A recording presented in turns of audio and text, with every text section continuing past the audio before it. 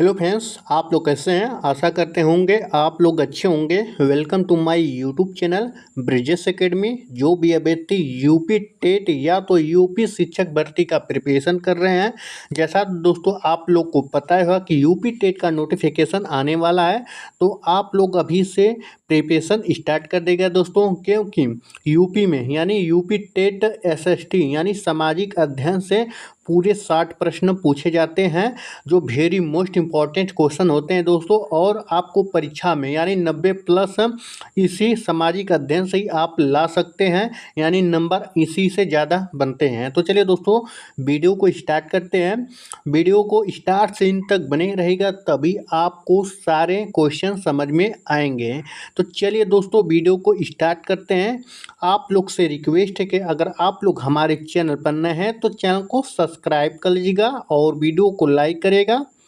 ज़्यादा से ज़्यादा अपने दोस्त यार फ्रेंड के साथ आप लोग ज़रूर शेयर करेगा। चलिए दोस्तों, जो पहला प्रश्न दिया गया है, भारत का सबसे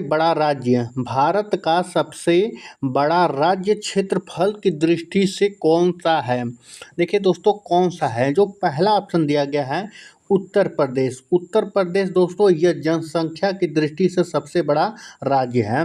और आपसे पूछ लिया जाए कि क्षेत्रफल की दृष्टि से, तो यह राजस्थान है। ठीक है, तो राजस्थान है। ठीक है, तो ऑप्शन नंबर 20 सही है। चलिए अगले प्रश्न चलते हैं। अगला प्रश्न दिया गया है क्वेश्चन नंबर 2। क्वेश्चन नंबर 2 क्या दिया गया है, गंगा नदी का उद्गम स्थल कहाँ से है। यानी गंगा नदी का उद्गम स्थल कहाँ है। ठीक है, देखिए गंगोत्री है, यमुनोत्री है, बद्रीनाथ है कि अमरनाथ है। तो कौन सा ऑप्शन सही है। जो राइट आंसर है दोस्तों, गंगोत्री, यानी जो उद्गम स्थल है गंगा का, वह गंगोत्री से है। ठीक है, तो ऑप्शन नंबर ए सही है। ठीक है, तो अगले प्रश्न में चलते हैं। अगला प्रश्न दिया गया है question number 3। Question number 3, Bharat में सबसे अधिक जनसंख्या वाला राज्य कौन सा है। इससे पहले आपको बताए थे दोस्तों, आप लोग आंसर करेगा। जो है यह उत्तर प्रदेश है, यानी ऑप्शन नंबर सी सही है। भारत का सबसे अधिक जनसंख्या वाला राज्य आपका उत्तर प्रदेश है। सबसे जनसंख्या घनत्व वाला राज्य कौन सा है, तो बिहार है। ठीक है, कौन सा है, तो बिहार है। ठीक है, तो अगले प्रश्न में चलते हैं। अगला प्रश्न दिया गया है क्वेश्चन नंबर 4, हरित क्रांति। हरित क्रांति का संबंध किससे है। औद्योगिक उत्पादन से है, खाद्यान्न से उत्पादन से, कि दूध उत्पादन से, कि ऊर्जा उत्पादन से है। तो जो इसका राइट आंसर है दोस्तों, खाद्य। ठीक है, तो खाद्यान्न उत्पादन से संबंधित है। ऑप्शन नंबर 20 सही है। चलिए अगले प्रश्न में चलते हैं। नेक्स्ट क्वेश्चन है क्वेश्चन नंबर 5। यहाँ तक आप लोग को समझ में आया होगा दोस्तों। ठीक है, तो क्वेश्चन नंबर 5 है कि दिल्ली किस नदी के किनारे बसी है। दिल्ली किस नदी के किनारे बसी है। तो यह बसी हुई है दोस्तों यमुना नदी के किनारे दिल्ली बसी हुई है। ठीक है, अगले प्रश्न में चलते हैं। अगला प्रश्न दिया गया है भारत की राष्ट्रीय पशु है, यानी भारत की राष्ट्रीय पशु कौन है। शेर है। ठीक है, शेर तो है नहीं, हाथी भी नहीं है, तो बाघ सही है। राष्ट्रीय पशु बाघ है। चलिए अगले प्रश्न में चलते हैं। अगला प्रश्न दिया गया है क्वेश्चन नंबर 7। पाषाण युग में मनुष्य का मुख्य कार्य क्या था। पाषाण युग में मनुष्य का मुख्य कार्य क्या था। कृषि था, शिकार, व्यापार करना या उद्योग करना। ठीक है, तो जो इसका राइट आंसर है ऑप्शन नंबर 20 सही है। पाषाण युग में मनुष्य का मुख्य कार्य शिकार था। ठीक है, शिकार था। तो चलिए अगले प्रश्न में चलते हैं। यहाँ तक क्लियर हो गया होगा। ठीक है, तो अगला प्रश्न दिया गया है क्वेश्चन नंबर 8। क्वेश्चन नंबर 8 है, महात्मा गांधी जी का जन्म कहाँ हुआ था। कहाँ हुआ था। देखिए दोस्तों, पोरबंदर हुआ था, अहमदाबाद हुआ था, दिल्ली हुआ था, कि वर्धा हुआ था। ठीक है, तो जो इसका राइट आंसर दोस्तों, महात्मा गांधी जी का जन्म 2 अक्टूबर को हुआ था। ठीक है, 2 अक्टूबर को हुआ था, पोरबंदर में हुआ था। अगला प्रश्न दिया गया है क्वेश्चन नंबर 9। क्वेश्चन नंबर 9 क्या दिया गया है, इलाहाबाद का नया नाम क्या है? तो इलाहाबाद का नया नाम दोस्तों है यह प्रयागराज है, जो बदल दिया गया है। पहले इलाहाबाद नाम था, अब जो नया नाम है दोस्तों वह हो गया है यानी प्रयागराज, ठीक है। और जो अयोध्या दोस्तों पहले फैजाबाद था, ठीक है। तो अयोध्या जो पहले फैजाबाद था, अब उसको अयोध्या कर दिया गया है, ठीक है। अगले प्रश्न में चलते हैं। अगला प्रश्न दिया गया है क्वेश्चन नंबर 10, जालियांवाला बाग हत्याकांड कब हुआ? जालियांवाला हत्या बाग कांड कब हुआ? तो 1919 में हुआ था, ठीक है। तो ऑप्शन नंबर सी सही है। चलिए अगले प्रश्न में चलते हैं। अगला प्रश्न दिया गया है, पंचायती राज व्यवस्था की शुरुआत किस राज्य से हुई? तो किस राज्य से हुई आप लोग आंसर करिएगा। सबसे पहले दोस्तों राजस्थान में हुई, नौगढ़ के ज़िले से स्टार्ट हुआ था राजस्थान में, यानी ऑप्शन नंबर बी सही है। चलिए अगले क्वेश्चन चलते हैं। अगला क्वेश्चन दिया गया है, आप लोग दोस्तों आंसर करिएगा। भारत का प्रथम राष्ट्रपति उपराष्ट्रपति कौन थे?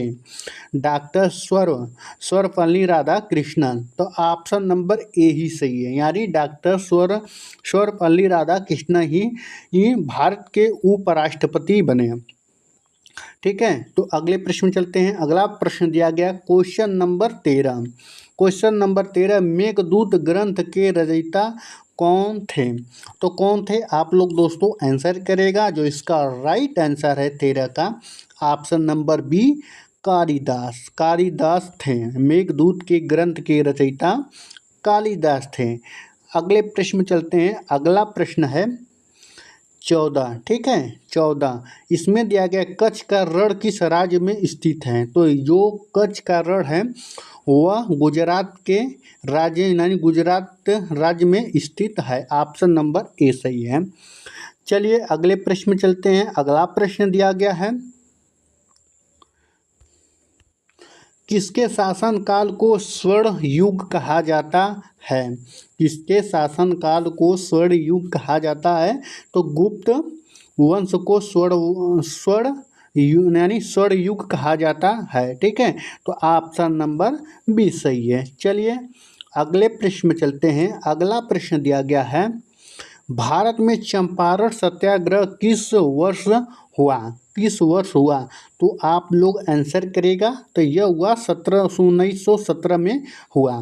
भारत में चंपारण सत्याग्रह कब से शुरू हुआ? तो वह 1917 में कहाँ? बिहार, ठीक है। तो बिहार से स्टार्ट हुआ, ठीक है। तो अगले प्रश्न में चलते हैं। अगला प्रश्न दिया गया है क्वेश्चन नंबर 17। 17 क्या दिया गया है कि ताजमहल का निर्माण किसने करवाया? ताजमहल का निर्माण किसने करवाया? जो करवाया दोस्तों शाहजहां, ठीक है। शाहजहां ने करवाया ताजमहल का निर्माण, ठीक है। जो अकबर जो बाबर है दोस्तों, कुतुब मीनार का इन्वेशन कराया है यानी निर्माण करवाया है, ठीक है। तो अगले प्रश्न में चलते हैं। अगला प्रश्न दिया गया है, भारत के संविधान से लिया गया है, ठीक है। तो यह भारत का संविधान कब लागू हुआ? देखिए दोस्तों भारत का जो संविधान है 26 जनवरी 1950 को लागू हुआ और स्वतंत्र कब हुआ था? स्वतंत्र हुआ था वह 15 अगस्त 1947 को स्वतंत्र हुआ और संविधान जो लागू हुआ 26 जनवरी 1950 को लागू हुआ। चलिए अगले प्रश्न में चलते हैं। अगला प्रश्न दिया गया है क्वेश्चन नंबर 19, भारत का राष्ट्रीय गीत कौन सा है? तो भारत का राष्ट्रीय गीत कौन सा है? तो यह है दोस्तों वंदे मातरम, ठीक है। तो वंदे मातरम।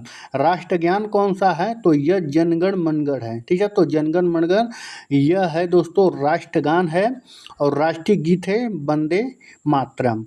अगले प्रश्न में चलते हैं। अगला प्रश्न दिया गया है क्वेश्चन नंबर 20, सिकंदर किस देश का शासक था? सिकंदर किस देश का शासक था? तो मकदूनिया का शासक था। मकदूनिया का शासक था सिकंदर, ठीक है। चलिए अगले प्रश्न में चलते हैं। आई होप आपको इतना प्रश्न समझ में आया होगा। अगला प्रश्न दिया गया है क्वेश्चन नंबर 21, दिल्ली सल्तनत की स्थापना किसने की? दिल्ली सल्तनत की स्थापना किसने की? तो किसने की थी? तो यह की थी कुतुबुद्दीन ऐबक ने। कुतुबुद्दीन ऐबक ने दिल्ली सल्तनत की स्थापना की। ऑप्शन नंबर ए सही है। चलिए अगले प्रश्न में चलते हैं। अगला प्रश्न दिया गया है क्वेश्चन नंबर 22। स्वतंत्र भारत के प्रथम गवर्नर जनरल बने, कौन बने? तो यह बने लॉर्ड माउंटबेटन। लॉर्ड माउंटबेटन बने, ठीक है। ऑप्शन नंबर बी सही है। चलिए अगले प्रश्न में चलते हैं। अगला प्रश्न दिया गया है अजंता की गुफा किसके लिए प्रसिद्ध है? किसके लिए प्रसिद्ध है? तो ऑप्शन नंबर बी सही है। चित्रकला के लिए अजंता गुफा प्रसिद्ध है। अजंता गुफा कहाँ पड़ता है? तो यह दोस्तों महाराष्ट्र में पड़ता है। अजंता का गुफा कहाँ पड़ता है? तो महाराष्ट्र में पड़ता है, ठीक है। तो अगले प्रश्न में चलते हैं। अगला प्रश्न दिया गया क्वेश्चन नंबर 24। भारत में सबसे अधिक चाय कहाँ पैदा होती है? तो कहाँ पैदा होती है? तो यह दोस्तों असम में सबसे ज़्यादा चाय पैदा होती है, यानी उत्पादन होता है तो असम में। ऑप्शन नंबर बी सही है।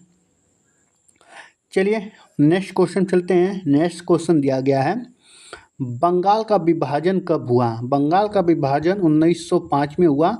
ऑप्शन नंबर बी सही है। अगले प्रश्न में चलते हैं। अगला प्रश्न दिया गया है श्वेत क्रांति किससे संबंधित है? श्वेत क्रांति का संबंध किससे है?